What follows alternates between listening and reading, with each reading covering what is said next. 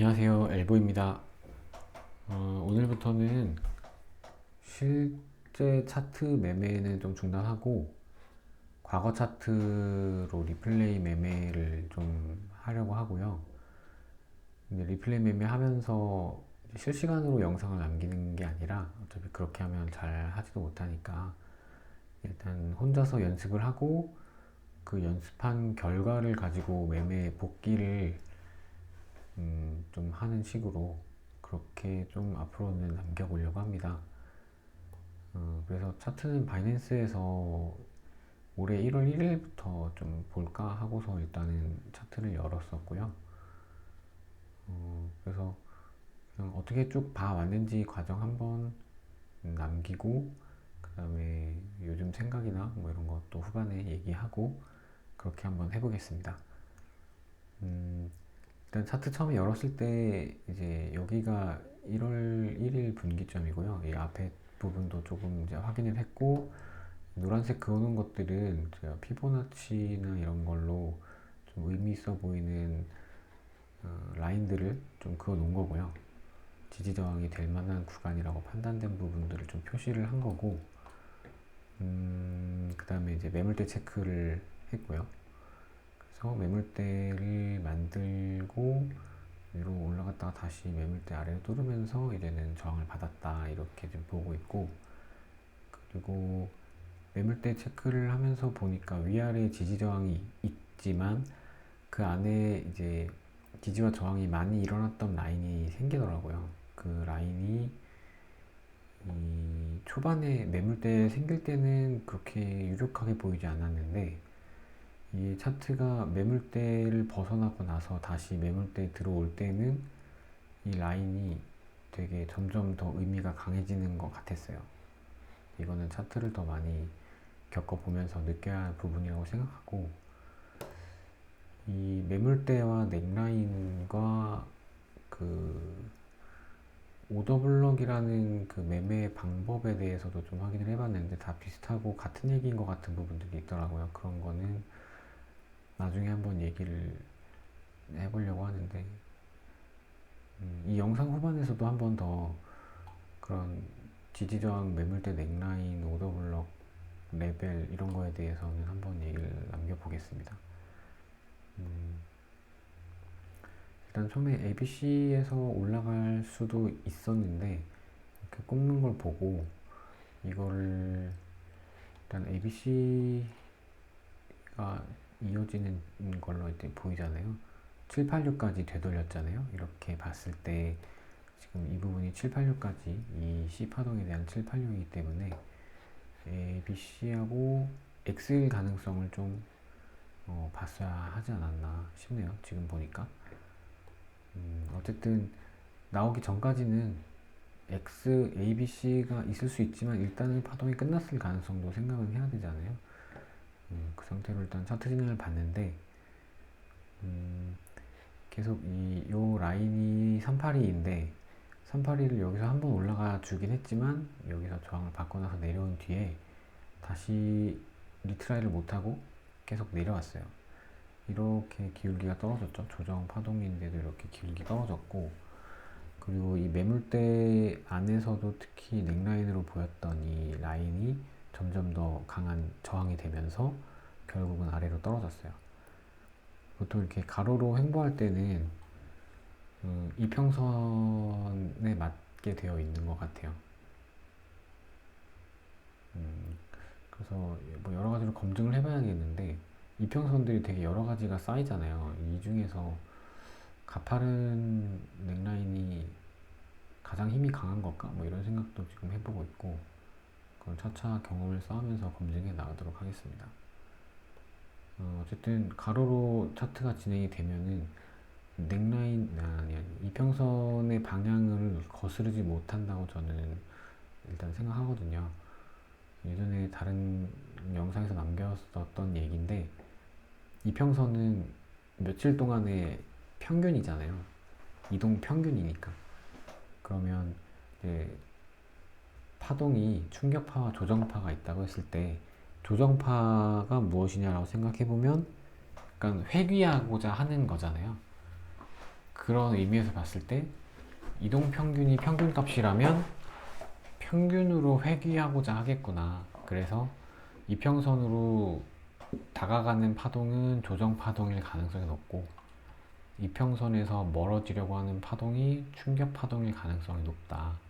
일단 혼자 그렇게 생각을 하고 있었고, 그런 관점에서 봤을 때 파동이 위아래 방향성이 뚜렷하지 않고 가로로 횡보를 하면 결국 이평선에 다가가서 그 이평선으로부터 벗어나려고 하는 움직임이 나오지 않을까? 그렇게 생각을 했고, 그러니까 이거는 하락 파동이 본래 추세였기 때문에 같은 맥락이죠. 이평선이나 뭐 하락 파동의 조정이나, 그래서 하락으로 갈 가능성이 높았다. 이렇게 해서 차트를 계속 봤고, 그래서 여기서 결국은 저점을 뚫어서 밑으로 내려가면서 차트가 이렇게 이평선이 벌어졌어요. 그래서 발산이 됐고, 이거를 지금 차트를 5분봉 안에서만 보려고 하니까 저점 찾으려고 할 때 이게 조금 컨트롤이 쉽지 않았는데,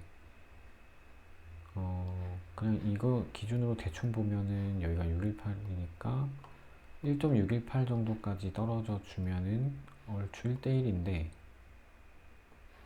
맞네요. 여기가 1.618이니까 786이네. 618 여기 있구나. 여기가 1차로 볼 수 있었던 저점, 여기까지 와서 이렇게 튕기면은 저점이겠구나 생각을 할 수 있었고, 이거 가리고 했어야 되나? 어차피 지나간 거니까 제가 그냥 쭉 할게요. 여기 라인이 이제 예상되는 대략 1대1 자리니까 여기를 저점으로 봤을 때로 하면은 좀 더 길어지기는 해요. C를 저점으로, 여기는 제가 지금 D2로 체크를 했는데, 여기를 이거를 비파동으로 보고 얘를 지금 다르게 해야 돼요. 이건 지금 잘못 표시된 거고, 어쨌든 그렇게 해서 내려온 뒤에 다시 반등을 주고, 여기서 거래량 터지고 많이 말아 올려서 사실 이렇게 꼬리가 길면은 이렇게 올라갈 수도 있기는 한데, 일단 지켜봤어요. 첫 파동이고 이런 건 위험하니까. 그랬더니 더 떨어져서 한 번 더 꼬리를 달았고, 그다음에 두 번째 꼬리를 달 때 거래량이 앞에 이것보다 거래량이 낮았어요. 그래서 이 정도면은 잡을 수도 있는 자리지 않았을까 싶은 생각이 사실 있긴 있었는데, 그래도 안 잡고, RSI는 아직 신호를 알려주고 있는 게 없고, 그것도 안 잡았어요. 그러고 나서 이렇게 내려온 거고, 이걸 안 잡은 이유는 아마 1대1 자리가 여기이기 때문에 더 지켜본 게 있었던 것 같아요. 그랬는데 어쨌든 여기서 말아 올리고 이렇게 올라가고 나서 여기가 저점이었을 가능성이 있겠다. 여기서는 계속 거래량이 계속 없으니까 이쯤에서 그럼 바닥이 나왔을까? 라는 생각을 했어요. 여기서 이미 터질 만큼 터지고 나서 이렇게 박아줬을 수 있잖아요. 그리고 자꾸 거래량 알람이 뜨지? 차트가 움직이네. 그리고 여기 RSI 여기 저점이랑 여기 저점을 보면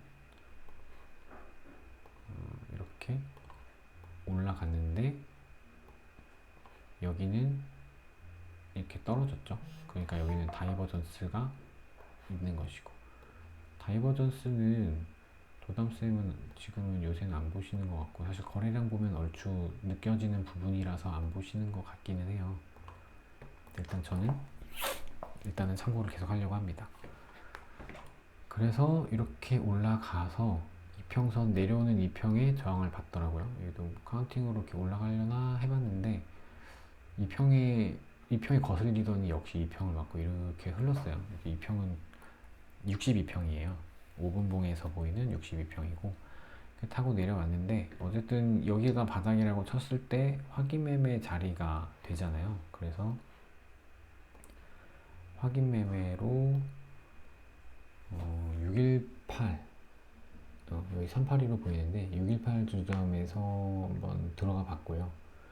사실 비파 끝이더라도 이렇게 푹 올라와주는 게 있으면 좋은데 5분봉으로 보다 보니까 더 티가 안 나는 것 같아요. 이게 지금 이렇게 잔잔해 보여도 사실 1분봉에서 보면 그 마지막 1분에만 톡 이런다든지 그런 게 보일 수 있는데 5분봉에서는 사실 눈치채기가 더 쉽지 않은 것 같아요.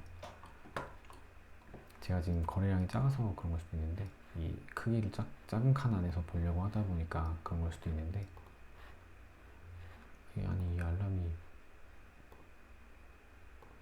돌았 뭐야 이거. 그러고 나서 여기서 이제 횡보가 이렇게 이어지더라고요. 여기서 사실은 여기서 본전을 내버렸어요. 여기서 잡았는데 이게 사실은 이게 A, B, C가 올라가기를 기대를 했거든요.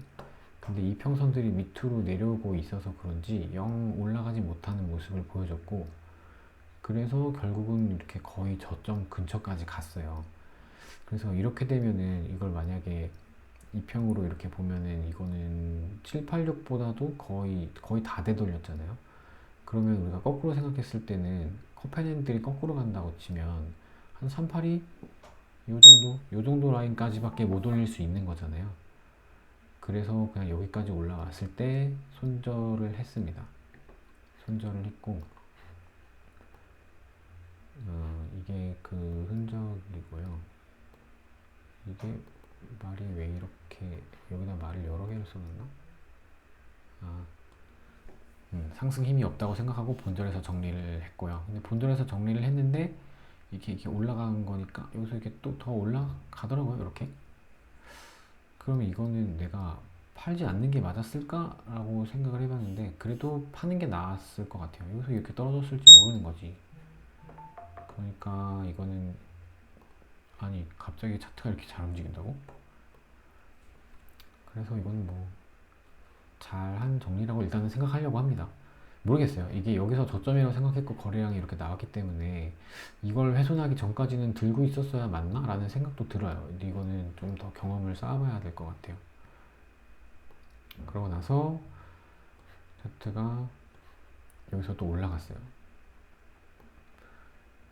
그래서 이렇게 올라간 걸 보고 여기서 이제 노란색 이평이 그 224일선이거든요. 5분봉에 224일선이 내려오고 있어서, 그리고 이 파동에 대해서 또 이 라인을 본 것 같거든요. 그래서 여기서 일단 한번 숏을 쳐봤고, 그래서 숏을 쳐보고 이제 내려오는 파동도 뭐 영 힘도 없는 것 같고, 그래서 그리고 요거를 이렇게 하면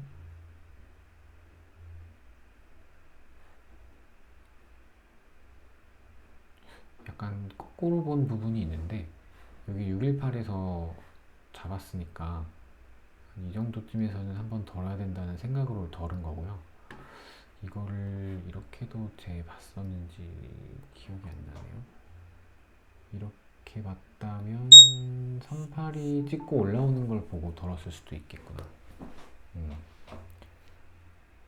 그러니까 이 올라간 파동에 대한 618 지점이죠. 그 정도에서 일단 한 번 덜은 거예요. 확신이 없으니까 짧게 덜을 수밖에 없다. 그래서 덜었는데 이렇게 올라가는 파동을 보고 이렇게 ABC를 올라가는 건가 했죠. 근데 결국은 여기서 샀던 숏에 반익을 하고 나머지 반이 여기서 본절매가 나간 거고, 근데 본절매가 나가고 나서 여기서 위에 윗꼬리를 달고 이렇게 내려올 때쯤 보니까 이게 ABC 비율이 맞는 거 같은 거예요. 그래서 숏을 한 번 더 들어가 봤다가 바로 다시 터진 모습입니다. 윗꼬리에다가 손절을 달았던 것 같아요. 사실 이렇게 하지 않았으면 여기서 금방 또 내려오는 자리였거든요. 그러니까 이런 손절들은 결과적으로 의미 없는 손절인데 저는 이런 게 많이 나가요. 어떻게 하는 게 좋은지 사실 아직도 잘 모르겠어요. 얘를 그냥 손절을 안 하고 물렸다가 어디까지 갈지 모르는 게 아닌가. 여기까지 왔다가 눌린다고 생각을 하고 있었어야 하나?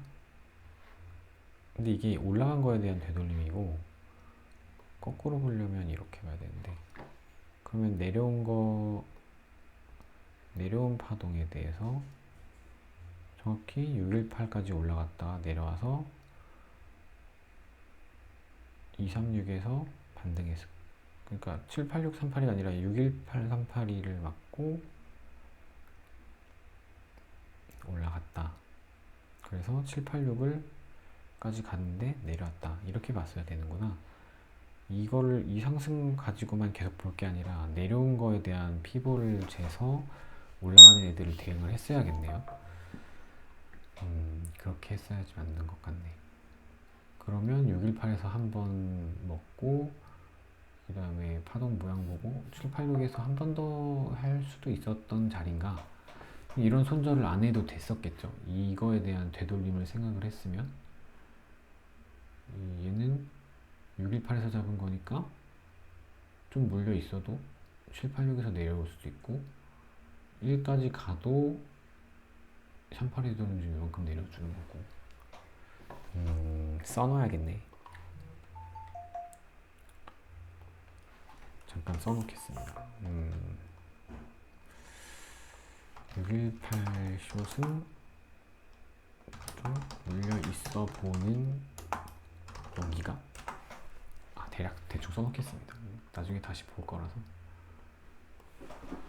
그랬어야 되지 않나. 그리고 혹시 날아가더라도 타격이 크지 않을, 손절이 무리가 되지 않는 그런 관리를 해야 된다고 생각하고. 이거는 아까 했던 얘기죠. 옆으로 흘러가면 아까 저 위에도 있었던 것 같은데 옆으로 흘러가면 결국 이평 맞고 떨어질 가능성이 높다. 횡보하는 차트는 이렇게 차트가 추세로 내려오고 옆으로 횡보를 하니까 결국엔 이평이 가던 방향대로 떨어질 가능성이 높다. 그런 얘기인 거고요. 상승이 눈에 띄는 게 없었기 때문에 지금 그죠? 이거 이 한 마지막 파동에 대한 피보는 제가 재워놓은 게 없는데 못 올라가고 있으니까. 그래서 차트가 쭉 진행이 됐고 그 다음에 여기서 결국은 786 라인에서 이렇게 하다가 여기서 갑자기 뚝 떨어졌어요. 이렇게 진행이 될 즈음에 이제 이 넥라인을 찾은 게 빨간 선이고요. 이게 지지 저항이 좀 자주 일어나는, 여기서는 지지를 받고 여기서는 저항을 받고 약간 뚫릴 때도 있는데 그 라인이라고 생각하고 그어놨었는데 이 라인에서 이렇게 밑으로 뚫었을 때 숏을 들어갔고 이거 그 다음에 이평선들도 깔려 있었으니까 그 하락 방향이 유리하다고 생각했고 이평도 깔려 있는데 넥라인이면서 이평이 꽤 뭉쳐 있는데 아래로 뚫었고 그 다음에 올라오면서 이렇게 됐죠. 확인이 됐죠. 그러니까 이때 들어가는 게 사실 더 정석일 텐데 확인 매매라고 하면은 저는 뚫리자마자 숏을 들어갔습니다. 그 다음에 올라와서 저항받고 내려가는데 반익을 한 거는 쫄려서 반익을 했겠죠. 이것도 되게 의미가 없어 보이네. 이 반익은 여기 반익은 아마 이 올라간 파동에 대한 되돌림을 봤을 거예요. 진짜 왜 이런 식으로 매매하지? 이거 이해할 수 없네.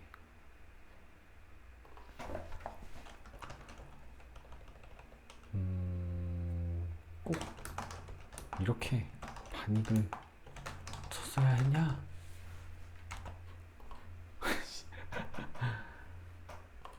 네, 그 다음에 여기서 이제 아래로 갑자기 뚫고 떨어졌어요. 이거는 이제 236 라인이었는데 여기를 이렇게 강하게 뚫을 일이었나? 저점도 아니고 이렇게 뚫고 이렇게 올라와서 저항받고 이렇게 됐죠. 그래서 뭐 개이득이었다. 반익이 여기서 비록 나가긴 했지만 이 나머지 반절은 여기서 완익을 했는데 여기서 완익을 한 거는 이 완익은 얘부터 쟀어요. 그러니까 아까 이거를 다시 이렇게 봐야 되는데 원래 거꾸로 봐야 되는데 다시 볼까? 제가 리버스를 쓰기 때문에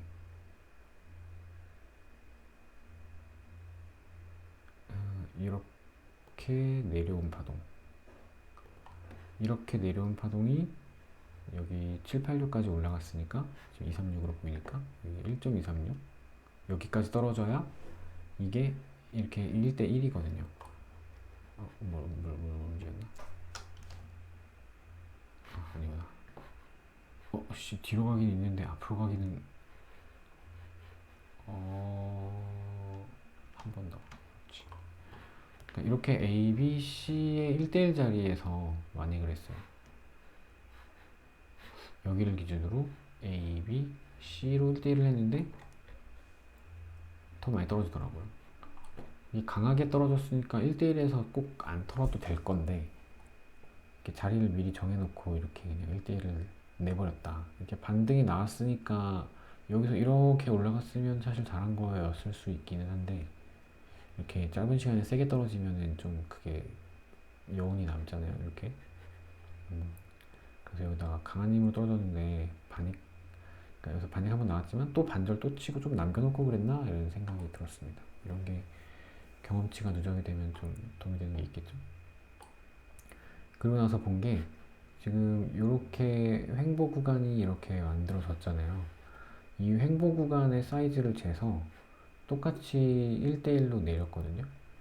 그랬더니 얼추 나왔어요. 이렇게 저점 비슷하게.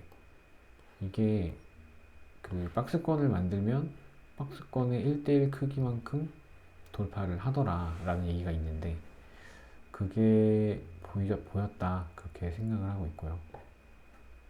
여기까지 오지는 못했지만 여기서 거래량이 빵빵빵빵 터져서 내려오고 그 다음에도 반등 못하고 이제 더 나머지 좀 더 꽂은 거죠. 밑으로 이렇게 꽂았는데 이 표시가 이렇게 섞여 버리는구나. 얘가 사실은 이거고 이 차트를 어떻게 확대하고 줄이냐에 따라서 얘가 왔다 갔다 해서 그래요. 이렇게 놓고 보면 아이씨 거래량이 이렇게 봐야 되나? 이렇게 봐야 되나? 이게 이제 RSI가 이게 저점을 낮추는데 RSI 저점을 올렸으니까 다이버전스고 거래량은 저점을 낮추는데 거래량이 오히려 줄어들었으니까 하락힘이 줄어들고 있구나 라고 생각을 할 수 있잖아요. 그래서 여기는 롱타점이었을 것 같은데 이건 안 잡았네요. 나중에 봤나 보다. 이런 게 쌓여야겠죠. 어쨌든 이렇게 그래서 여기가 두둥탕이라고 써놨는데 뭐 어쨌든 그 다음에 이렇게 올라가고 이 카운팅은 다 나중에 고민하느라고 해놓은 거라서 일단 카운팅은 다 넘어가겠습니다. 이렇게 하고 매매를 못했네요. 올라가는 거를 지켜보다가 못 잡았어요. 여기서 왜 안 잡았을까? 뭐 하는 거지? 왜 안 잡았을까요? 이것도 써놔야 돼. 이건 왜 안 잡았어?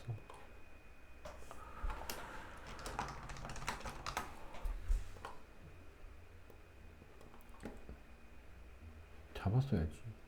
이렇게 올라갔고 그 다음에 세게 이렇게 떨어졌고 여기는 카운팅을 나중에 고민하다가 표시해 놓은 거고요. 이렇게 올라갔다가 여기서 갑자기 거래량 생기면서 밑으로 꼽았죠. 거래량 생기면서 밑으로 꽂으니까 이후에 이렇게 조정이 나오면 아래로 꽂아야 된다고 생각을 했으면 좋았을 텐데 여기도 사실 내려올 때 거래량이 그렇게 많지 않아가지고 이게 제가 잘 걸리는 부분인데 이게 차트가 여기까지 나오기 전에는 여기서 저점이 나온 것 같고 그 다음에 여기서 꽤 거래량 실어서 하락을 해줬지만 저점을 지켰으니까 그죠? 저점을 지켰으니까 이렇게 슬금슬금 올라간 다음에 이제 내려올 때는 이건 2평 맞고 떨어진 것 같아요. 내려올 때는 이거에 대한 어느 정도 되돌림을 주면 좀 롱을 잡아볼 자리가 되잖아요. 얘는 786까지는 못 왔네요. 618은 넘겼고 그랬는데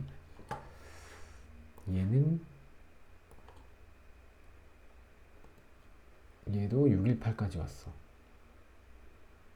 그러니까 제가 이거 화살표 표시한 게 이게 618 터치하고 밑꼬리 달고 캔들이 이렇게 진행되니까 여기까지 보고 잡은 거예요.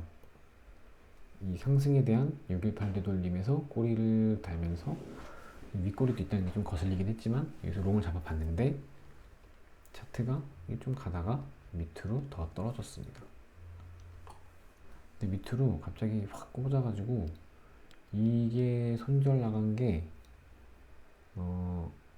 아마 이 꼬리를 의식하고 이 꼬리보다 조금 아래다가 걸었을 거예요. 제가 만약에 손절을 걸었으면 저는 손절을 잘 걸어두는 편인데 손절 때문에 손실이 많아가네. 얘도 사실 다시 올라왔기 때문에 그죠? 바로 다시 잡아야 되는 거죠. 여기 이렇게 캔들 지금 5분봉이다 보니까 다음 캔들이 요거길래 다시 잡은 겁니다. 만약에 실시간으로 보고 있었다면 내려갈 때 여기서 터지고 이렇게 올라가다가 여기를 다시 올라오면 잡든가 그랬을 가능성이 있죠. 아니면 결국은 이 캔들을 마감하고 이렇게 내려올 때 잡았던가 아마 거의 여기서 잡았지 않았을까? 실전이었어도. 그래서 롱을 잡았다가 털렸다가 다시 잡은 상황이고 여기까지가 이렇게 비율이 나온다고 봤고요. 차트가 지저분하지만 어차피 저만 알아볼 수 있으면 됩니다. 1대1이 나왔어요. 이렇게 1대1이 나왔고 뭐 움직였나 또? 그래서 다시 롱 잡은 상태로 지켜봤는데 이제 또 이렇게 내려왔다가 그러니까 이거를 새로 저점을 생각했다면 뭐랄까 지금 이게 뚫고 이거의 저점이었다면 얘가 지금 뚫고 지지잖아요. 지금 계속 이 이상한 피부 하나가 살아있어서 그런데 이거는 사실 위에서부터 확장으로 된 거라 이 피부를 사실은 지우고 나서 봤어야 되는데 이게 조금 이 5분 프레임에 갇혀서 하려고 하다 보니까 조금 애로사항이 있습니다. 여기까지 왔다가 올라갔으니까 이 되돌림을 좀 봤어야 되는데 저는 얘 기준으로 생각해서 밑에가 저점을 뚫고 올라왔다 이 라인을 약간 바닥 라인인 것처럼 보고 있었다 보니까 이거에 대한 되돌림은 생각을 못한 것 같아요. 이렇게 올라갔다면 여기서 한번 지지도 해줬는데 지지도 해줬고 올라가다가 뚫고서 저항도 받고 이랬던 것 같아요. 그죠? 어쨌든 이렇게 해서 이렇게 올라갔어요. 그래서 여기서 잡았지만 어쨌든 이렇게 1대1이 보이니까 여기 지금 요 빨간색 요것도 넥라인으로 판단해서 표시를 한 거거든요. 이거는 아마 뒤에 거를 앞에다 표시했을 수도 있는데 여기도 382가 있죠. 이 전체 하락에 대한 이 ABC를 이렇게 봤을 때 여기 선이 있다 이거 생겼나? 이렇게 ABC로 봤을 때 이 전체 하락분에 대한 618 자리죠. 되돌림. 그러면서 1대1이 나오니까 여기서 일단 반익을 쳤는데 완익을 했어야 하나? 라는 생각도 있긴 있었어요. 왜냐면 한 번 올라올 때 618까지 왔으니까 완익을 치고 다음 기회를 보는 게 사실 도담쌤이 그렇게 하시는 아니다 618에서는 반익이고 786에 오면 완익이죠. 헷갈렸다. 그러니까 382, 618, 786 파동 안에서 다 익절 낸다고 했을 때 그렇게 하는 거였고 그래서 어쨌든 여기서 반익을 쳤고 그 다음에 올라가서 여기서 이제 생각했던 대로 786에 왔을 때 완익을 쳤습니다.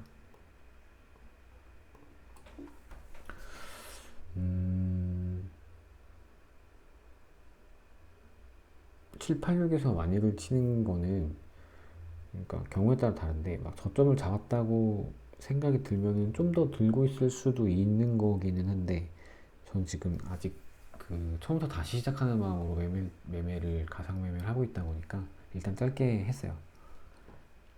여기서 강하게 왜냐면 좀 하락하던 이평선들이 아직 좀 있다고 생각을 하고 있고 그래서 기회를 다시 잡는 게 맞다. 분명 도담쌤도 이렇게 뭐 618, 786까지 이렇게 오면 그 다음에 눌림에서 786에 졌으니까 382에서 다시 잡거나 이런 거를 하신다고 저는 생각했거든요.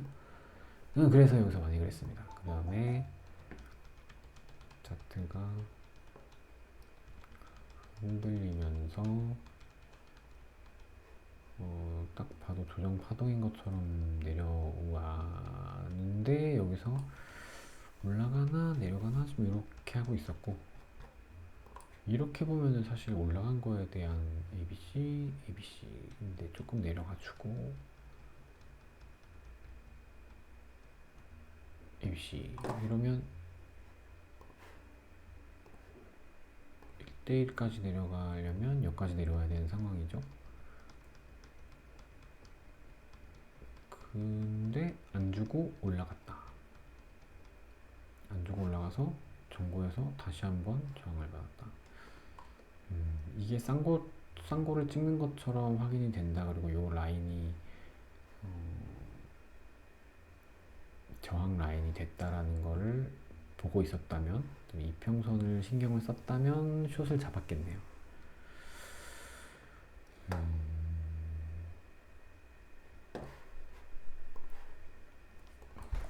숏? 왜 안 잡?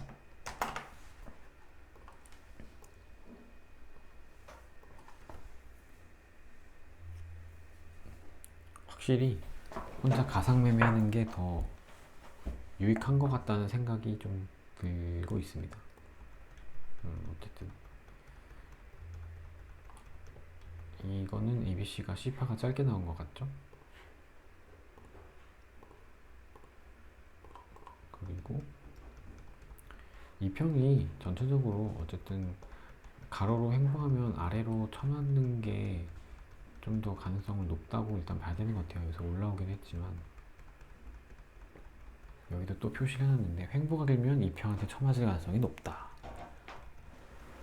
근데 이게 올라가던 추세가 있었어 가지고 이게 조정이면은 이걸로 끝낼 것인가, 이거에 대한 또 ABC를 생각하면 더 올라가야 되잖아요. 이것도 재보지 않았을까? 지금 이렇게 하면 1대1이 여기까지인데 이 생각을 하면서 봤을까요? 기억이 안 나네. 어떻게 좀 표시를 해놔볼까? 여기까지는 와야 되는데, 근데 이 평이 많이 깔리니까 못 갈 가능성이 높다고 봐야 되는 것 같아요. 그러니까 ABC 1대1 이런 게 실패하는 게 이 평 맞고 실패하는 경우가 많더라고요. 그래서 결국은 점점 더 하락으로 좀 가는 것 같죠? 밑꼬리를 많이 달고 있는데 내가 어디까지 매매를 했는지 모르겠네. 그래서 이것도 뭐 별다른 걸 못하고 있었는데, 그 다음에 여기서 뭔가가 나왔군요. 여기서 이제 이평하고 이격이 벌어지고 있는 중이긴 한데, 어쨌든 여기서 한번 거래량이 솟아서 바닥을 찍었고, 그 다음에 반등할 때도 거래량이 좀 있었어요. 그래서 이렇게 올라간 다음에 내려가는 파동을 보다가 롱을 잡을 생각이 있었고 그랬는데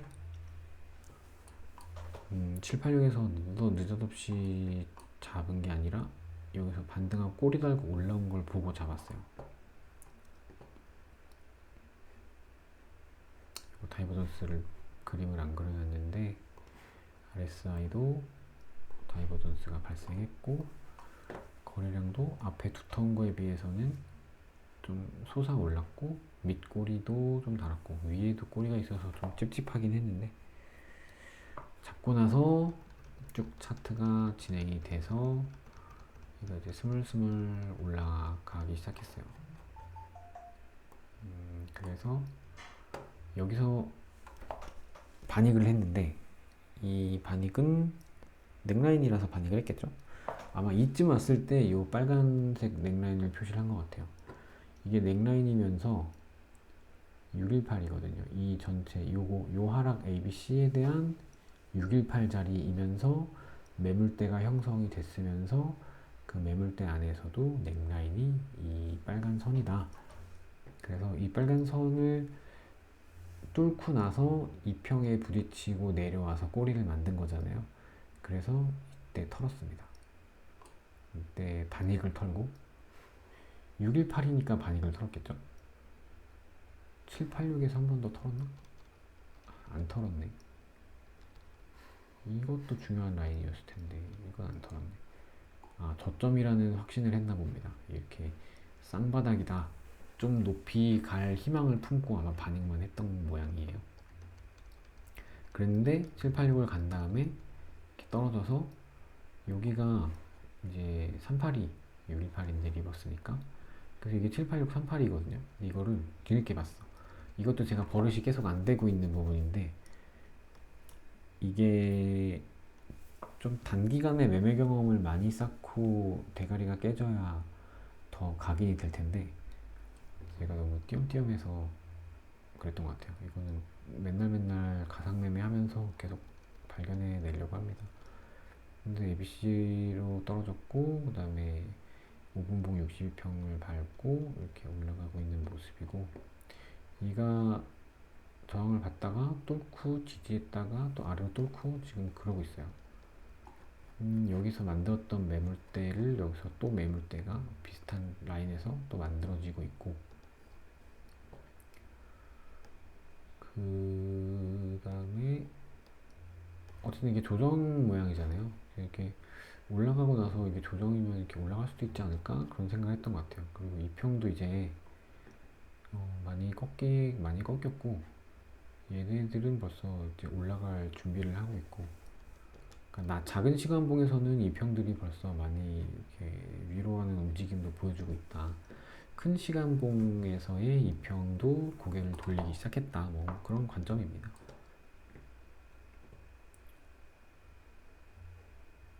저항을 여러 번 받고 결국 여기까지 내려왔네요. 여기서 내가 이 저점을 알 수 있었으면 불타기를 했어야 되지 않나?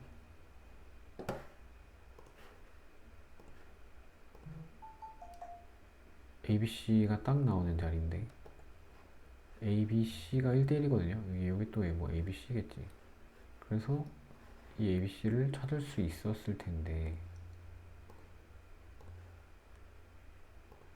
1대1인데 1대1 자리에서 밑꼬리를 달았다. 그러면 여기는 타겟팅을 했어야 되는데 여기도 안 한 자리네요.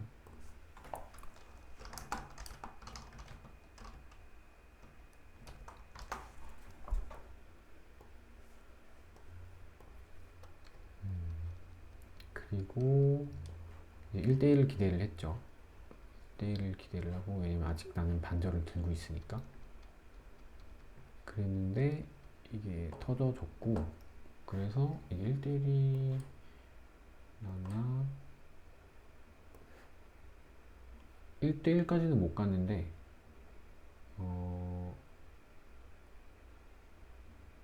전고점이에요. 전고점에서 저항받는 것 같아서 팔았던 것 같습니다. 사실 요 정도 나왔으면 팔아야지. 여기서도 아마 뚫렸으면 여기서 팔았을 수도 있는데, 이번에는 용케 한 타임을 더 버텨서 팔았네요. 사실 이때 거래량이 여기서 터졌거든요. 근데 이제 이게 상승 거래량으로 보이잖아요. 왜냐면 얘가 윗꼬리가 긴 것도 아니고 파동이 짧은 것도 아니니까 얘는 상승 거래량이고, 근데 그 다음 상승에서 거래량이 없으니까 아, 여기까지인가 보다 하고 털었던 것 같습니다. 그래서 이제 포지션이 없고, 그 다음에 파동이 진행이 되는데,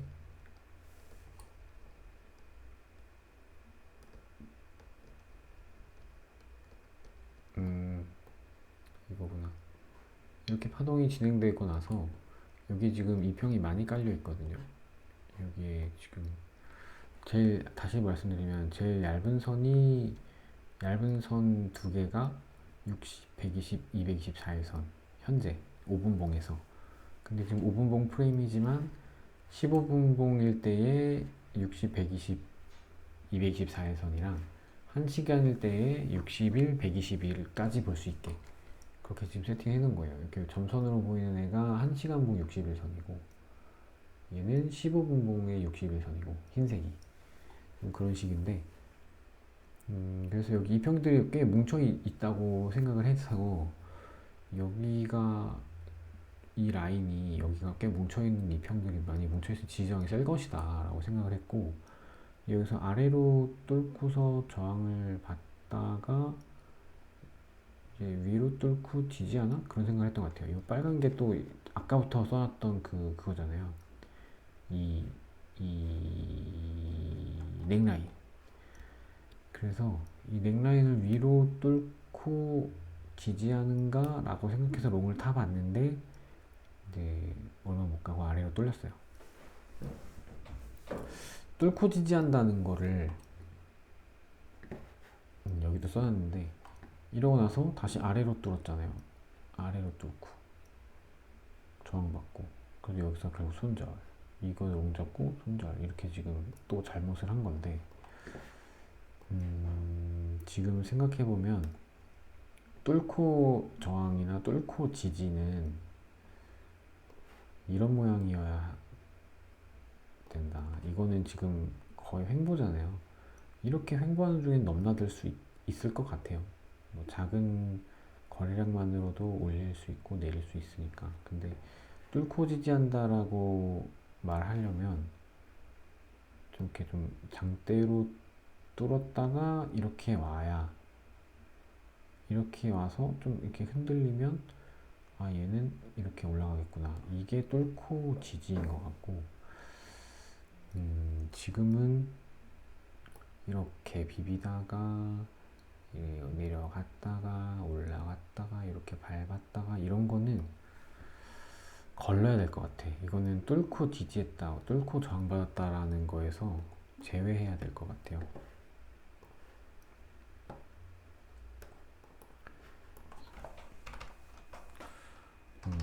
장대로 뚫고 갭을 좀 약간이라도 줬다가 돌아와야 리테스트라고 볼 수 있지 않을까.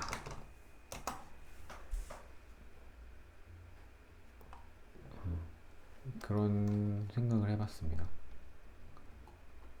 그 다음에 차트가 진행이 되고 매매를 여기까지 또 있네. 그러니까 어느 정도씩 단위로 끊어서 이걸 해야 될 것 같아요. 이 또 지났다고 중간에 저희 친구가 집 앞에 와가지고 친구 만나고 왔더니 조금 내용을 까먹어가지고, 그러고 나서 다시 올라가서 횡보가 길면 이평한테 쳐맞을 가능성이 높다, 이런 걸 또 써놨네.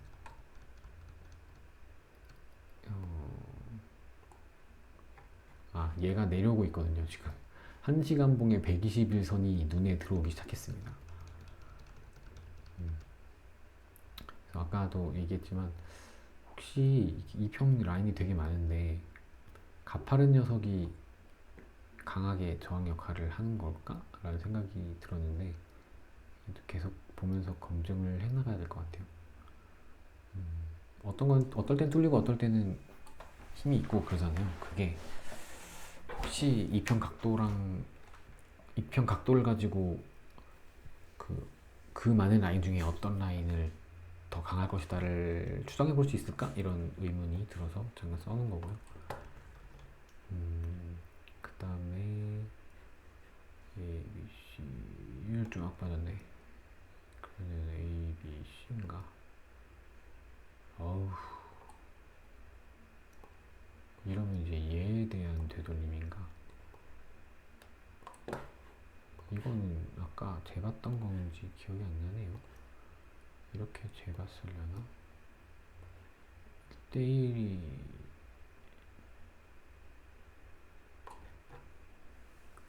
여기서 롱을 탔다고? ABC 1대1 조금 못 왔지만, 그러면 아까 봤던 ABC는 이걸 더 크게 봤던 건가? 어떻게 봤을까요? 이렇게 내려가는 중인데 어떤 ABC를 봐야 여기까지였을까? 맞는 것 같은데? 아까도 이렇게 봤을 텐데. 이렇게 했을 때 못 온 게 아니라 2, 3류까지 왔는데 얘를 여기까지 잡았나? 어디로 잡았길래 이건 제가 복귀를 하는데 이게 이해가 안 되는 부분이 생겼네요.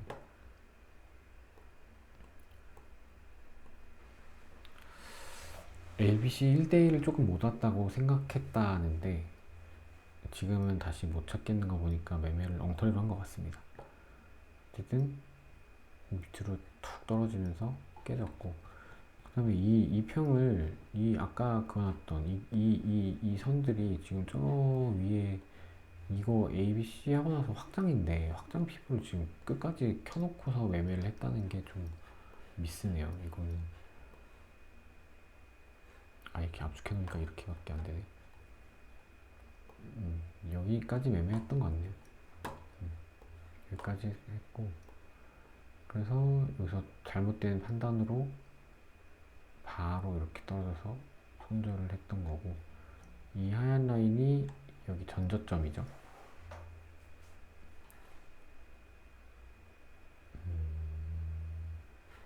전저점이라서 손절이 나갔고, 손절이 나가고 나서 또 쭉 떨어지다가 거래량 붙어서 떨어지고, 다이버전스도 안 걸렸고, 그 다음에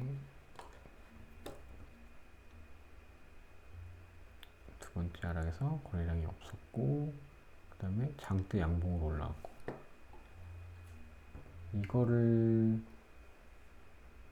잡을 수 있었어야 맞았던 것 같기는 해요. 이 하락이 꼬리도 계속 생기고 있고, 이 하락이 힘이 실리지 않았으니까.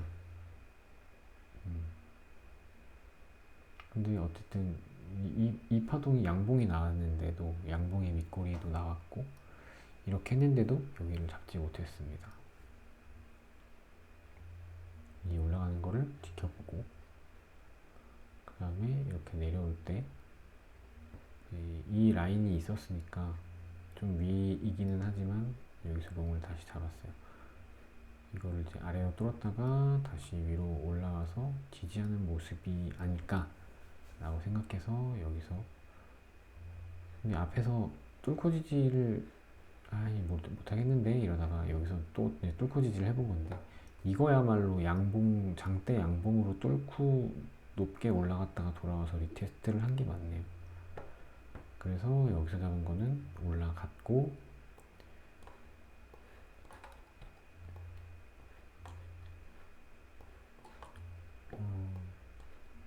이제 1시간봉 60일선에 부딪힐 때 반익을 한 것 같은데, 아니 아마 그렇게 생각하지 않았을 거고, 위치는 딱 여기긴 한데 올라가서 여기 윗꼬리를 이렇게 길게 그린 걸 보고 한 것 같아요.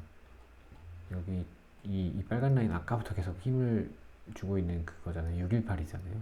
618을 터치하고 내려왔다고 생각해서 반익을 하고, 그 다음에 다시 올라가려는 시도를 했지만 윗꼬리를 길게 그리고 3번이나 실패했기 때문에 완익을 했습니다. 완익을 하자마자 떨어진 모습이고, 여기까지 했던 거고요. 이야, 이걸 하는데 1시간이나 걸렸네. 다음에는 좀 단위를 짧게 끊어서 하겠습니다. 하루 종일 고민하면서 보고 있던 거를 복귀를 하려고 하니까 이렇게가 안 되네. 뭐 꾸준히 할 거니까. 그렇고, 그 다음에 이거를 나중에 따로 정리를 해볼 수도 있는데, 이 지지저항, 넥라인, 레벨, 매물대, 오더블럭 이 5가지 단어에 대해서 좀 고민을 해봤거든요. 이게 사람마다 같은 단어인데 의미를 다르게 쓰고 그런 게 많아가지고, 그래서 이렇게 표시를 해봤는데, 일단 지지저항은 우리가 알고 있는 그 지지저항이고요. 어딨지? 이렇게 뭐 추세선은 일단 얘기 안 할게요. 그래서 이게 가로로 유의미해 보이는 선이 있으면 뭐 이렇게 튕겨서 올라갔다가 뭐 뚫었으면은 이렇게 저항을 받았다가 뭐 이런 거 있잖아요. 이러면 이게 이제 지지도 받았고 저항도 받았고 이게 지지 저항이죠. 그러니까 이 지지 저항은 그냥 모든 걸 아우르는 포괄적인 개념이라고 생각을 하면 되고, 그 다음에 넥라인이라고 하는 거. 넥라인이라고 하는 거는 지지 저항하고는 조금 다른데, 제가 일단 정리하기로는 그래요. 이게 제 의견이니까 뭐 이렇게 100% 맞다는 건 아니고요. 넥라인은 보통 이제 의미가 목이라는 뜻이잖아요. 그러니까 아마 이게 헤드앤숄더가 있으면 이게 어깨고 머리고 어깨니까 여기가 넥라인이 되는 거죠. 모가지가 되는 겁니다. 이렇게 이런 게 넥라인이죠. 이런 게 아마 원래 의미의 넥라인일 텐데, 근데 이제 우리가 도담대에서 쓰고 있는 넥라인은 차트가 아까 그 지지저항 보여줬던 거는 뭐 이렇게 만약에 그리면 어렵다. 뭐 이렇게 그리면 이게 여기가 이렇게 넥라인이잖아요. 지금은 우리가 이거를 넥라인이라고 부르고 있고요. 이 넥라인에 대해서는 그러니까 지지와 저항이 많이 일어났던 자리. 그러니까 지지 저항이나 넥라인이나 같은 말처럼 보이는 부분이 있어요. 근데 다른 점이 있긴 해요. 그거를 오더블럭 얘기할 때 다시 얘기하려고 하는데, 일단은 설명 순서가 잘못됐나? 어쨌든 이렇게 넘어가고요. 이게 라인으로 된 게 지지저항과 넥라인은 라인인데, 레벨, 매물대, 오더블럭 이거는 범위거든요. 레벨 먼저 얘기를 하면, 그러니까 우리는 안 쓰는 단어인데 이런 용어를 쓰는 데가 있더라고요. 해외에서는 이렇게 하는 경우도 있는 것 같은데, 결론부터 말씀드리면 레벨이랑 매물대랑 오더블럭은 저는 다 같은 거라고 결론을 냈어요. 레벨이라 하면 차트가 이렇게 그려지면 이렇게 비비다가 떨어졌다가 비비다가 떨어졌다가 이렇게 되잖아요. 그러면 이게 여기도 이렇게 해서 이 선으로 하면 안 되겠다. 이렇게 해서 매물대, 여기도 매물대, 우리가 이렇게 하잖아요. 이게 레벨이더라고요. 이거를 우리가 이 차트를 만약에 더 큰 봉에서 본다, 그럼 막 여기서 막 이렇게 진행 중이다. 그러면 이 차트를 되게 큰 시간대에서 보면 이게 지금은 범위지만 얇아져요. 작아지잖아요, 이 갭이. 그러면 이제 그걸 레벨이라고 하는 거예요. 그냥 지지와 저항이 있었던 구간, 요 구간, 요 구간, 요 구간을 우리가 확대해서 크게 볼 때는 이게 되게 넓으니까 이게 매물대인데, 이게 그냥 이렇게 이 레벨, 얼마에서 얼마 구간, 그런 걸 이제 레벨이라고 하는 거고요. 그 레벨은 크게 중요하지 않고, 그 다음에 매물대 중에서도 수요 매물대, 공급 매물대를 또 말하는 경우가 있더라고요. 예를 들면 이 차트에서 이게 이 넥라인을 없다 치고 이렇게 내려갔다가 이렇게 올라갔다가 하는 게, 이게 박스권이라면, 이게 하나의 박스권이라면, 그래서 차트에 이제 막 밑꼬리가 이렇게 달리고 있을 거예요. 그죠? 이러고 있다면, 그러면 여기가 이 범위에 들어오면 매수존이다. 약간 이런 느낌으로 수요 매물대라는 말을 쓰는 데가 있더라고요. 왜냐면 여기도 한 라인으로 지키는 게 아니라 어떨 때는 요만큼 내려오고 어떨 때는 꼬리가 여기까지 내려오고 어떨 때는 뭐 이렇게 이러잖아요. 그러니까 범위로 그냥 여기가 매수를 받는 수요 매물대다. 반대로 이 위에도 윗꼬리가 이렇게 있으면 거기를 매도 매물대 구간이다. 그럼 이 안에서 박스권인 거죠. 그럼 우리가 말하는 매물대는 사실 이 전체가 박스권이 우리가 말하는 매물대죠. 어떤 큰 파동 안에서 그려진 박스권이니까 이게 결국은 또 거대한 매물대의 위아래 지지저항을 범위로 표현했다. 그게 수요 매물대, 공급 매물대다. 그렇게 결론을 내렸고, 이제 제일 중요한 얘기는 오더블럭인데, 오더블럭을 매매에 활용하는 기법이 있고 쓰는 사람들도 있고 하더라고요. 또 오더블럭을 좀 찾아봤더니 오더블럭도 찾는 방법이 여러 가지가 있는데, 기본적으로 제일 약간 정석이라고 판단되는 거는 캔들이 3개가 있을 거예요. 캔들이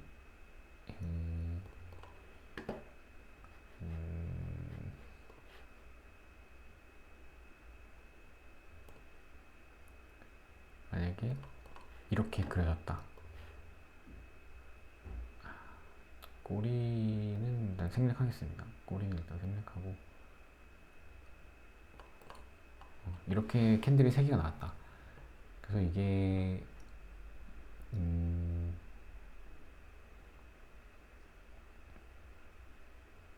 아닌데, 예, 이렇게 위에서 이렇게 하고 이렇게 하고 이렇게 돼야 되나 보다. 만약에 이런 캔들이 나왔다. 그러면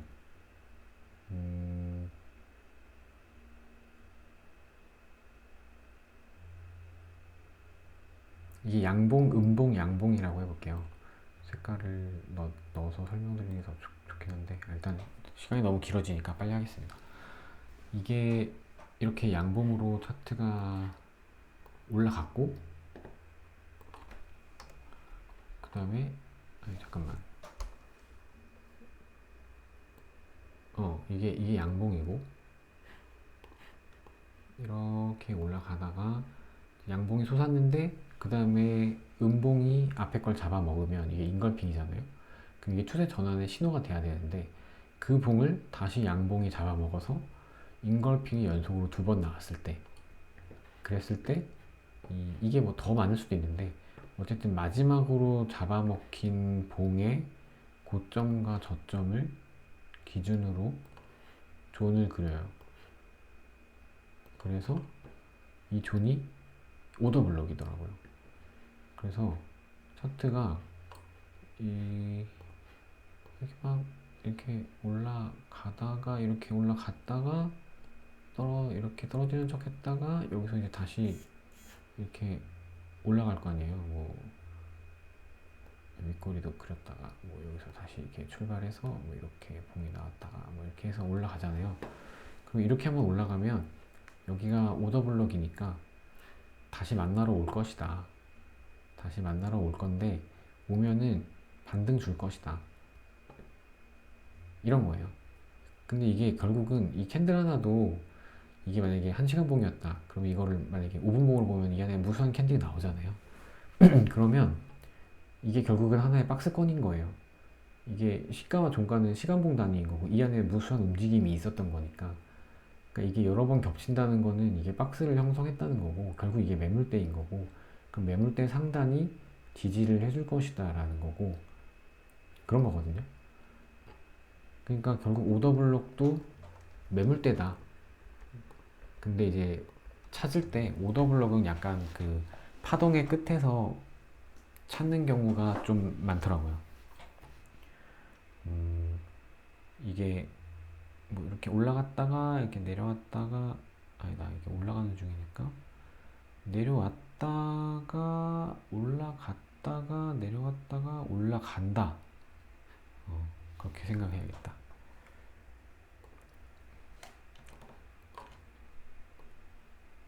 이게 왜 이렇게 움직이지? 한 번에 이동할 수가 없네요. 파동이 이렇게 내려왔다가 이렇게 올라갔다가 이렇게 내려와서 인걸핑인데 다시 걔를 잡아먹어서 위로 인걸핑이 났다. 그럼 이게 추세 전환이잖아요. 이럴 때 추세 전환일 때 얘가 이제 올라가면 여기는 오더블럭이니까 지켜줄 것이다. 이게 나중에 이렇게 막 저 세상 갔다가 나중에 언젠가 이렇게 내려오면 여기서 받아볼 만하다. 그런 식으로 쓰더라고요. 이 오더블럭이라는 것은. 근데 여기서 한 가지 제가 주목한 거는 오더블럭의 중간값을 되게 유의미하게 생각하더라. 오더블럭의 중간값. 그래서 매수를 받을 때 오더블럭에 처음에 여기서 반등 나올 걸 기대를 하고, 그 다음에 오더블럭의 중간에서 반등 나올 걸 기대를 하고, 이렇게 위에서 잡더라고요. 밑에까지는 안 잡는 것 같아. 밑에는 손절 라인이 되는 것 같고, 여기서 매수 받거나 여기서 매수를 받는데, 여기서 매수 받더라도 여기가 손절 라인이 된다. 이 박스권, 이 다른 저기 누구야, 엠페러 매매하는 것도 봤는데 보면 이렇게 돌파하고 나서 이렇게 지지할 때 잡잖아요. 그럼 손절 라인을 이 선 뚫었을 때가 아니고 매물대 하단으로 잡더라고요. 그거랑 일맥상통하는 내용인 것 같아요. 이 오더블럭을 활용한 그런 것이. 근데 이 가운데 라인이 왜 중요할까? 그거에 대해서 생각을 해봐야 되잖아요. 이게 매물대를 우리가 변곡점에서 매물대를 보는 게 아니라 우리가 보는 매물대 방식이 있잖아요. 이렇게 파동의 중간에서 횡보가 길어가지고 박스권을 만들었을 때 우리는 이걸 매물대로 보잖아요. 그러면 오더블럭 식의 매물대 가운데 라인이 있을 것이고, 그죠? 근데 우리는 인걸핑으로 찾은 게 아니기 때문에 이 박스 안에서 정확한 중간을 보기에는 박스의 위아래가 경계가 아주 명확하진 않아요. 그렇긴 한데 이 안에 넥라인을 찾은 게 있었잖아요. 이게 마치 오더블럭 안에서 중간 라인을 중요하게 생각하는 것처럼 우리가 찾은 매물대 안에서도 지지저항이 반복되는 라인이 있다. 그 라인이 나중에 여기서는 박스에서는 잘 몰랐는데 뒤로 갈수록 박스는 잊혀지고 그 라인이 굉장히 강력해지는 걸 느낄 수가 있어요. 근데 이게 저는 얼마 전에 그 픽스드 볼륨 레인지 프로파일 거기에 꽂혀서 이런 걸 많이 봤었거든요. 예를 들어서 요 ABC 파동을 가지고 여기서 여기까지에 대해서 그 픽스드 볼륨 레인지 프로파일을 돌리면 가로로 어느 가격대의 거래량이 많이 실렸는지 나올 거잖아요. 당연히 매물대에 많이 실릴 것이고, 근데 그 안에서도 이렇게 넥라인이 되는 부분이 가장 뾰족하게 나와요.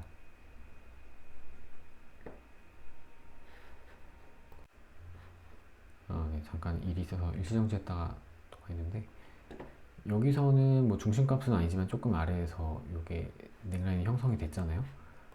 근데 여기서도 이 매물대 안에서 넥라인이 이렇게 보였고, 얘는 거의 매물대 중간에 있죠. 그리고 우리가 최근에 그 비트가 지금 현재 차트로 갑자기 가기 좀 그런데, 비트가 이렇게 올라와서 여기서 막 매물대를 쌓고서 이렇게 올라갔다가 떨어지려고 하면 여기 이 매물대가 여기에 있지만 그 안에서도 지켜줘야 하는 넥라인이 이 안에 있었고, 그리고 이게 피보를 그으면 지금은 제가 잘못 그려서 그런데 하필 얘가 약간 이런 느낌? 얘가 이렇게 올라오고 하필 넥라인이 38이라든지 이렇게 의미 있는 이런 식이 최근에 있었거든요. 결론적으로 말씀을 드리면 오더블럭이라는 매매법에서 그 매물대 파동의 어떤 끝에서 찾는 식이 오더블럭이긴 하지만 그 박스권 안에서 중간 가격을 되게 유의미하게 보더라. 이게 만약에 시간대를 합쳐서 캔들 하나였다면 그러면 우리가 캔들 매매에서 일반적으로 중간값을 지켜줬느냐를 유의미하게 보잖아요. 중간을 지켜주면 상방, 중간을 훼손하면 하방, 매매, 캔들 매매에서 그걸 많이 보잖아요. 약간 비슷한 맥락일 것 같아요. 중간값이 유의미하다는 게. 근데 우리는 기업이면 중간값보다는 618이나 382를 더 중요시 하겠죠. 근데 더 나아가서 매물대 안에서 그 618이나 382나 뭐 어딘가에 맥라인이 형성이 된다. 매물대 거래량이 많이 쌓이지만 그 중에서도 그 매물대 중간 어디쯤에 있는 넥라인이 거래량이 가장 많이 쌓인다. 그래서 어떤 파동 안에 매물대가 형성이 되고 그 안에 넥라인이 완성이 되면 다른 라인들보다 굉장히 강력한 넥라인이 되는 원리가 생긴다. 거래량이 가장 많은 라인이 생긴다. 매물대 안에서도. 지금은 거기까지 일단 생각하고 있어요. 안 맞을 수도 있을 것 같긴 해요. 안 맞을 수도 있는데 지금 우리가 넥라인을 찾을 때 매물대를 확인해서 그 안에서 찾고 있지는 않잖아요. 그런 경우도 있고 아닌 경우도 있을 것 같은데 일단 지금의 생각은 그렇고 영상이 1시간 6분인데 제가 주저리 하는 게 목표라서 일단 주저리 했는데 다음에는 좀 잘라가면서 해야 될 것 같습니다. 오늘은 여기까지 하겠습니다. 감사합니다.